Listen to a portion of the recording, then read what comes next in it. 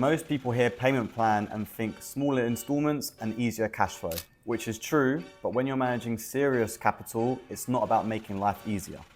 It's about making your money work harder, and that's the difference between thinking like a buyer or thinking like an investor. Today, I'm going to show you how high net worth individuals like private bankers analyze payment plans and why it matters if you're serious about making good returns. Most investors just see spread out payments. Real wealth and asset managers look at two things: opportunity cost and cash flow deployment. First, opportunity cost, which is the return you're giving up by locking your money into an asset instead of putting it somewhere else.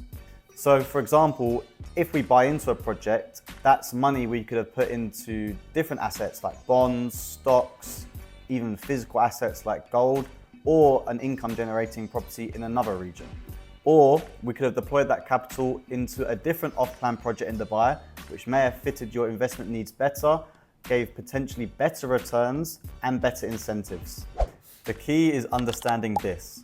Just because your payments are stretched out, it doesn't necessarily mean it's the best use of your capital, and glamorous payment plans may be covering up something. Then you've got cash flow deployment, which is about when your money leaves your account and how that timing can impact your portfolio. For example, if you're more risk averse, we would look at safer options in the market like Amar, whose payment plans are more aggressive on cash flow as more installments are due during the construction period.